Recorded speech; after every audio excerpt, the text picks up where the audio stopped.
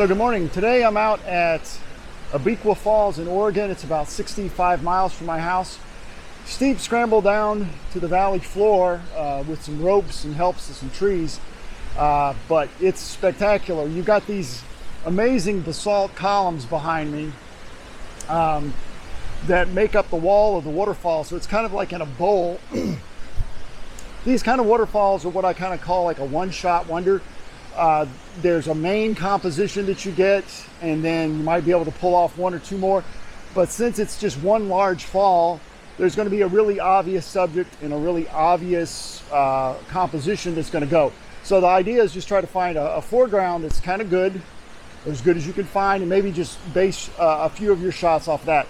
So let me show you what it looks like, and then I'll find a composition.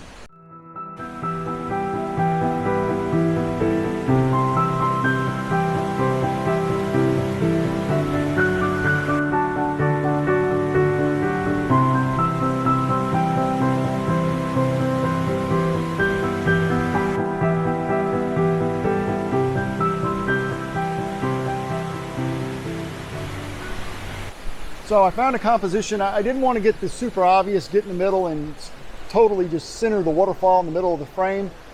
So I came over to one edge so that I can have like the shoreline would be like a little bit of a leading line with some rocks and some of these ferns in the foreground that would kind of lead dry over around the wall of the the cliff, those basalt columns over to the waterfall, and kind of put it like on a rule of thirds type thing. So I've got a polarizer filter. I don't want to pull all the glare off the rocks, but I do want to take a little bit off so that the glare is not super heavy on the water. So I've got it polarized just a little bit, and I'm about a half a second. That's usually where I like to start when I shoot waterfalls. It's around half a second and kind of dial it in. The big thing is I want to make sure that I've got no blown highlights in the water, especially at the top where there's a lot more of the water at the top versus the bottom. So I'm looking for any kind of blown out highlights in the water, and also that a little bit of texture, and I might have to go faster than a half a second in order to get a little bit more texture in the water. And the good thing is I don't even have to focus stack. I'm at f11, ISO 320, I do believe. I'll have to double check that. But let me show you the composition. So there's my composition. You see the rocks over here in the bottom right, and the ferns, and then the wall leading up and over to the waterfall. And I was right, I'm at ISO 320, f11, and about half a second on my shutter speed. I might go a little bit faster. But you see there's the, here's my, try to figure out how to point with this. There's the rocks right here, got the ferns, and then you've got this awesome basalt column over here, and then it comes up and around to the waterfall. Now, even though that I don't have to focus stack, these ferns right here are just blowing like crazy. And so what I will have to do is I will have to shutter speed stack. So basically I'm going to have to increase my shutter speed, make it faster. I'm at a 25th of a second in order to freeze these ferns that are just blowing in the wind right now due to the draft off the falls.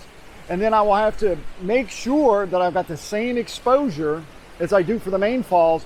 And the way I'll do that, since I'm having to increase my shutter speed so much, I am having to compensate in other ways.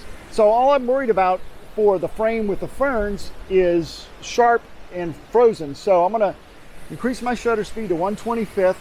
Open up my aperture to like, I'm at 5.6, and then I will move my ISO wherever it needs to be. I want to make sure all my ferns have a good depth of field to them, and so I don't want to go too shallow. I don't want to get to something insane like 2.8 or something where it's just not going to be enough depth of field for it. Then I have to focus stack or something crazy.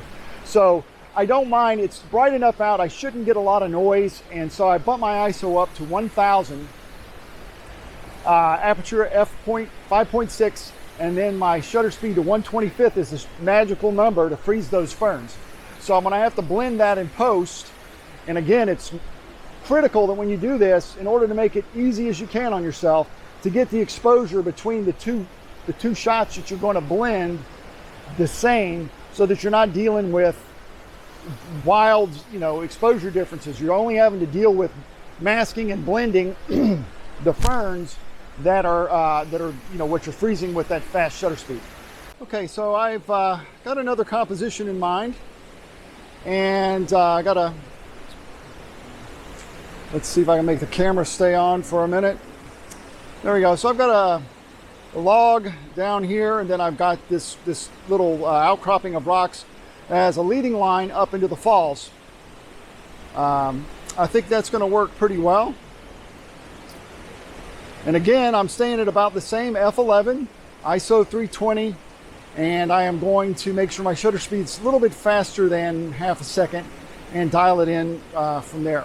You'll notice these rocks are not wet, and so I'm going to splash them and make them wet, so I get a little bit more than just these dry rocks. I get a little bit of sheen to it, and I'm going to pretty much, not all the way polarized, but just a little bit to pull some of it back off. But I think it'll give it a better look if these rocks are wet. I'm hoping I can douse them all down. Let me see what I can do. Another nice thing about the composition that I've got here is that at the top of the falls, I'm not getting that big, ugly, sunlight, that big open area of sunlight that is just awful, that kills waterfall photos all the time.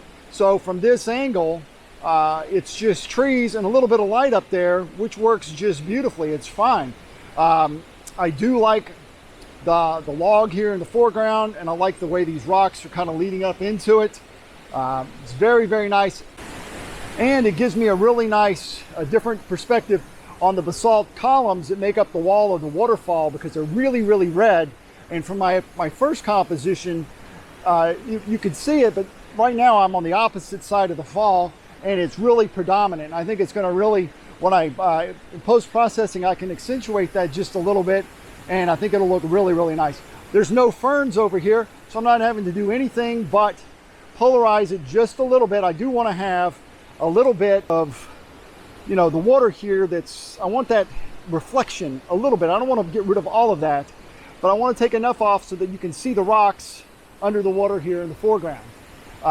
So polarizing it just a little bit, just dial it in. It's really not hard. And then get your shutter speed. I'm at like around a third, between a third and a half a second. And I've taken some, and I'll have to decide which one I like best when I get it back. And f11, ISO around 320 or 400. It's really dark in this bowl, which is nice. It makes it nice, even lighting. That's what you always want for waterfalls. So let me show you the photos I got.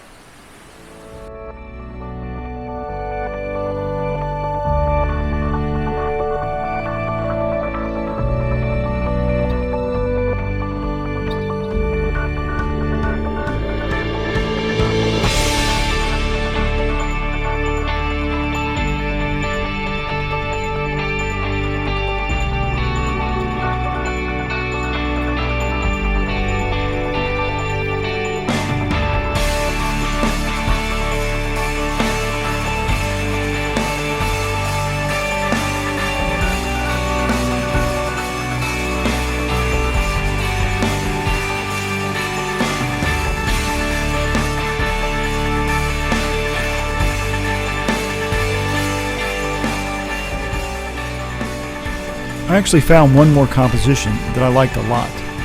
Let me know which one you like best in the comments below. If you did like my video, please give me a thumbs up and subscribe. Don't forget to ring the bell so you'll be notified when I release more content.